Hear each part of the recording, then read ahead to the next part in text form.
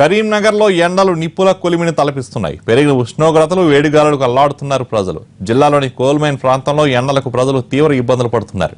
ఇతర ప్రాంతాల్లో వడగాల్పులు ఇంటి బయటకు రావాలంటేనే ప్రజలు బెంబేలెత్తిపోతున్నారు. జిల్లాలో ఎండల తీవ్రతను మా ప్రతినిధి ప్రవీణ్ అందిస్తారు. నిప్పుల కుంపటిని తలపిస్తోంది కరీంనగర్ జిల్లా లోపల రాష్ట్రంలోనే అత్యధిక ఉష్ణోగ్రతలు నమోదవుతున్నాయి. ఎక్కువగా ఉష్ణోగ్రతలు నమోదవుతున్న ప్రాంతాల లోపల ఉమ్మడి కరీంనగర్ జిల్లాలోని పెద్దపల్లి జిల్లా సైతం ఉంది. అదే సందర్భం లోపల కరీంనగర్లో కూడా 46 డిగ్రీల అత్యధిక ఉష్ణోగ్రతలు ఇప్పటివరకు నమోదయ్యాయి. ఉదయం 9 దాటిందంటే చాలు ఉక్కపోతని తట్టుకోలేకపోతున్నారు. అవసరమైతే తప్ప బయటకు వెళ్ళలేని పరిస్థితి జిల్లా లోపల నెలకొందని చెప్పవచ్చు. ఇక జిల్లాలోని సింగరేణి కోల్బెల్ట్ ప్రాంతంలోనైతే సాధారణ ఏదైతే కనిష్ట ఉష్ణోగ్రతలు జిల్లాలో నమోదవుతున్నాయో దానికంటే 1-2 డిగ్రీలు ఎక్కువగానే ఉష్ణోగ్రతలు నమోదవుతున్నాయని చెప్పవచ్చు. సింగరేణి కోల్బెల్ట్ ప్రాంతం లోపల సుమారుగా 50 డిగ్రీలకు చేరుకునేంతగా ఉష్ణోగ్రతలు నమోదవుతున్న పరిస్థితి మనకు కనిపిస్తుంది. ప్రస్తుతం నేను కరీంనగర్లోని ప్రధానమైన చౌక్లో ప్రస్తుతం నేను ఉన్నాను. తెలంగాణ చౌక్ ఇది. కరీంనగర్ నడిబొడ్డు లోపల ప్రస్తుతం నేను పరిస్థితిని మీకు వివరించే ప్రయత్నం చేస్తున్నాను. ఈ చౌక్ లోపల ప్రతినిత్యం వందలాది వేలాది వాహనాలు ఈ చౌక్లో ప్రాంతంలో నుండి తరలిపోతూ ఉంటాయి. పెద్ద ఎత్తున ట్రాఫిక్కి సంబంధించి కరీంనగర్ లోపల ఈ ప్రాంతం లోపల మనం గమనించవచ్చు. అయితే ప్రస్తుతం మనం చూస్తున్నాం ట్రాఫిక్ లోపల చాలా పల్సగా కనిపిస్తున్న పరిస్థితి. అవసరమైతే తప్ప జనాలు బయటకు రాలేని పరిస్థితుల లోపల అవసరం ఉన్నప్పుడు మాత్రమే బయటకు వస్తున్న పరిస్థితి. అది తగిన జాగ్రత్తలు తీసుకుంటూ ప్రస్తుతం మనతో పాటుగా వర్కింగ్ ఉమెన్ ప్రస్తుతం మనతో పాటుగా ఉన్నారు. మాట్లాడే ప్రయత్నం చేద్దాం. చెప్పనమ్మా, అంటే మీ ఎండల సందర్భంగా మీ లైఫ్ స్టైల్లో ఎట్లాంటి మార్పులు వచ్చాయి? ఈ ఎండలో అసలు తట్టుకోలేకపోతున్నాం. దీనివల్ల బయటికి రావాలంటే ఇబ్బందిగా ఉంది. ఇంకా చిన్నపిల్లలు ముసలి వాళ్ళు ఎలా తట్టుకుంటారో అసలు చెప్పడానికి కూడా వీలు లేదు. వడదెబ్బ ఇలాంటి ప్రాబ్లమ్స్ కూడా వస్తున్నాయి.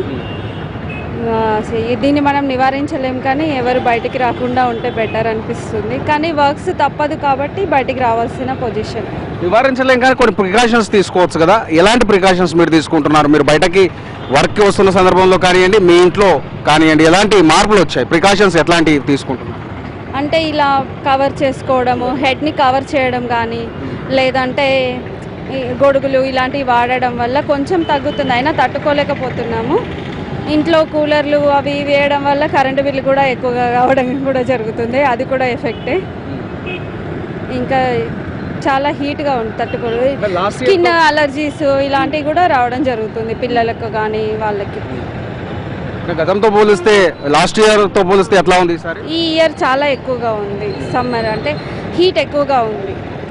లాస్ట్ ఇయర్ ఇంత హీట్ లేదు, ఇప్పుడు చాలా పెరిగింది.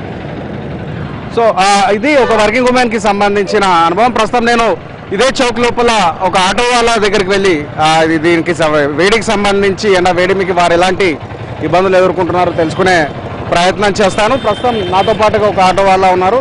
చెప్పండి, ఈ ఎండలకు సంబంధించి గిరాకీ ఏమైనా తగ్గిందా? ఎట్లా అనిపిస్తుంది ఎండలకు? మాకు కూడా సార్ బాగానే ఉన్నది, కానీ కొంచెం ఏంటంటే ఈ ఎక్కడ ఆగలేకపోతున్నాము మనం. ఇప్పుడు ఈ వాటర్ బాగా దూపైతుంది మనకు. ఈ ఎండకు కొంచెం మాకు కూడా ఎండకు బాగా తట్టుకోలేకపోతున్నాం.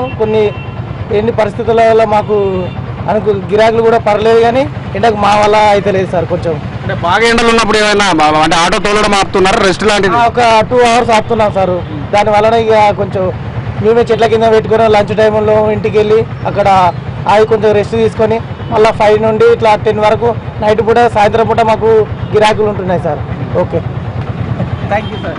ఓకే, ఇది ప్రస్తుతం మనతో పాటుగా ఒక వ్యక్తి ఉన్నారు. చెప్పండి, ఇప్పుడు గతంతో పోలిస్తే ఎట్లున్నాయి? ఇప్పుడు ఈ సంవత్సరం ఎట్లున్నాయి? ఎండలు బాగున్నాయి సార్. బాగా ఇప్పుడైతే ఎండలు కొంచెం పొద్దుగానే బయటకు వెళ్ళలేదు. రోజుకి వెళ్ళింది అడిగి 4 గంటలకు పోతుంది, దూపు అవుతుంది కదా అనుకుతుంది అంత బాగా. ఇప్పుడైతే ఎండలు కొడుతున్నాయి, బయటికి వెళ్ళి బాగా కష్టం అవుతుంది. మీరు ఏం చేస్తారు? మేము ఇంటికాడనే కిరాణా అమ్ముకుంటాం, కిరాణా షాపు. ఏదో సామాన్ తెచ్చుకుందాం సొంత తిప్పలు అవుతుంది, బయటికి వెళ్ళలేదు. ఎప్పుడు మరి మీ కిరాణా సామాన్కి సంబంధించిన సామాన్ తెచ్చుకోవడానికి ఎప్పుడు పోతున్నారు బయటికి? ఎప్పుడు ఎక్కడ సార్? కొంచెం ఇప్పుడు కొంచెం 10 దాకా దుకాణం తీయరు. 10 తర్వాత ఎండలు కొడుతున్నాయి. ఇక పోతే చీకటి అయినా రాత్రి కూడా లేకపోలేదు అంతే. సో ఉదయం ఆ సూర్యుని యొక్క తాపం ఎక్కువగా లేని అంటే బిఫోర్ 9 ఆ తర్వాత అయితే రాత్రిపూటే పనులను చక్కదిద్దుకునేందుకు ఎక్కువగా ప్రియారిటీ ఇస్తున్నామని కరీంనగర్ వాసులు చెప్తున్నారు. ప్రస్తుతం మనతో పాటుగా మరో వ్యక్తి అందుబాటులో ఉన్నారు.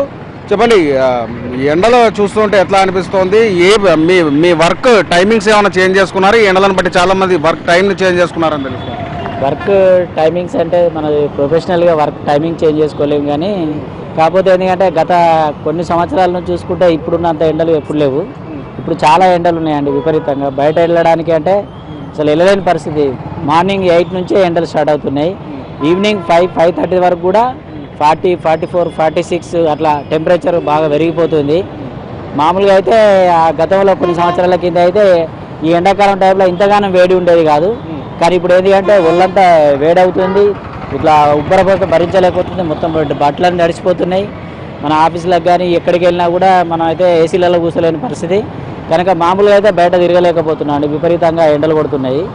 దీనికి ఏంటి అంటే కొంత మేరకు మన ఉపశమనం కోసం ఇట్లా టవల్ కట్టుకొని కానీ చెత్తులు కట్టుకోవడానికి కానీ వర్క్ తీసుకొని అవుతున్నాం. తప్పనిసరిగా ఒక వాటర్ బాటిల్ ఎంబడేసుకొని ప్రొఫెషనల్గా బయటికి వెళ్తే, ఎందుకంటే ఎండ నోరు తడి ఆరిపోతే మనిషి బతకలేడు కనుక వాటర్ బాటిల్ ఎంబడి తీసుకెళ్ళి నీరు తాగుతున్నాం. అట్లా ఎండ నుంచి ఉపశమనం అవుతున్నాం. చూస్తున్నాం అంటే ఎండల నుంచి కాపాడుకోవడానికి ఇలాంటి జాగ్రత్తలు తీసుకుంటున్నారో ఇక్కడ కరీంనగర్ వాసులు వివరిస్తున్న పరిస్థితి. ముఖ్యంగా ఏదైతే మొక్కల సంరక్షణ కూడా ఒక ఛాలెంజింగ్గా మారిందని చెప్పవచ్చు. ముఖ్యంగా ప్రభుత్వ అధికారులకు ఏదైతే ప్రతిష్టాత్మకంగా తీసుకున్న తెలంగాణ హరితహారంలో సందర్భంగా నాటిన మొక్కలను కాపాడడానికి చాలా రకాల ప్రయత్నాలను అధికారులు చేస్తున్నారని చెప్పవచ్చు. ముఖ్యంగా పెద్దపల్లి ప్రాంతంలోనైతే హరిత అంబులెన్స్లని కొత్తగా ఒక కాన్సెప్ట్ని తీసుకొచ్చారు. ముఖ్యంగా ఈ హరిత అంబులెన్స్లు ఏవైతే ఉన్నాయో వాటర్ ట్యాంకర్ల ద్వారా ఏదైతే మొక్కలు నాటారో వాటికి సంబంధించి ప్రతిరోజు ఉదయం సాయంత్రం పూట నీటిని వాటితో తడి చేయడం జరుగుతుంది, నీరుని అందించడం ప్రయత్నం జరుగుతుంది. మొత్తం మీద కరీంనగర్లోనైతే నిప్పుల కుంపటిలా మారింది. ఉదయం 9 దాటిందంటే చాలు పరిస్థితి చాలా తట్టుకోలేనంత వేడి ఉందని చెప్పవచ్చు. ఈ నేపథ్యం లోపల ఉమ్మడి కరీంనగర్ జిల్లాలోని ఏదైతే సింగరేణి కోల్బెల్ట్ ప్రాంతం ఉందో అదైతే నిప్పుల కులమిని తలపిస్తున్న పరిస్థితి. సింగరేణి కోల్బెల్ట్ ప్రాంతంలో ఏదైతే అండర్ గ్రౌండ్ భూగర్భ బొగ్గు గనులు ఏవైతే ఉన్నాయో వాటి వల్ల ఇంకా ఆ బొగ్గు పొరల్లో నుండి అత్యధికమైన వేడి బయటకు రావడంతో మిగతా ఉమ్మడి జిల్లాలోని మిగతా ప్రాంతాలతో పోలిస్తే ఆ ప్రాంతంలోనైతే చాలా ఎక్కువగా ఇంకా వేడి ఉంటున్న పరిస్థితి. ఈ నేపథ్యం లోపల తగిన జాగ్రత్తలు తీసుకోవాలి, అవసరమైతే తప్ప బయటకు రాకూడదని ఇటు అధికారులు హెచ్చరిస్తున్న పరిస్థితి. మరోవైపు తీసుకుంటే వన్యప్రాణులకు సంబంధించి జిల్లాలో ఉన్న ఈస్ట్ అండ్ వెస్ట్ ఏదైతే ఫారెస్ట్ జోన్ ఉందో ఆ ప్రాంతం లోపల ఈ వన్యప్రాణులని దాహార్తిని తీర్చేందుకు ముఖ్యంగా ఏవైతే దాహంతో అవి ఊర్లపైకి రాకుండా, ముఖ్యంగా ఎలుగుబంట్లు, నెమళ్ళు లాంటివి, జింకలు లాంటివి ఊర్లపైకి రాకుండా, పొలాల్లోకి రాకుండా, వాటికి ప్రాణ నష్టం జరగకుండా అధికారులు చర్యలు తీసుకుంటున్నారు. ముఖ్యంగా ఈ ఫారెస్ట్ ప్రాంతం లోపల వాటర్ సాసర్స్ లాంటివి ఏర్పాటు చేసి వాటికి దాహార్తిని తీర్చే ప్రయత్నం చేస్తున్నారు. అయినా అడపాదడపా ఎలుగుబంట్లు, అదే సందర్భం లోపల మిగతా వన్యప్రాణులు అనేవి జిల్లాలో ఊర్ల వైపుకు వస్తున్న పరిస్థితి. మొత్తం మీద తట్టుకోలేనంత వేడిమి, గతంలో ఎన్నడూ చూడనంత వేడిమి కరీంనగర్ జిల్లా వాసులు ఈ ఏడాది చవి చూస్తున్నారని చెప్పవచ్చు. ప్రస్తుతం జిల్లా లోపల 47 నుంచి 48 డిగ్రీల వరకు అత్యధిక ఉష్ణోగ్రతలు నమోదవుతున్న పరిస్థితి. తెలంగాణ చౌక్ నుండి విత్ కెమెరామెన్ కవితో ప్రవీణ్, ఫర్ ఎన్టీవీ, కరీంనగర్.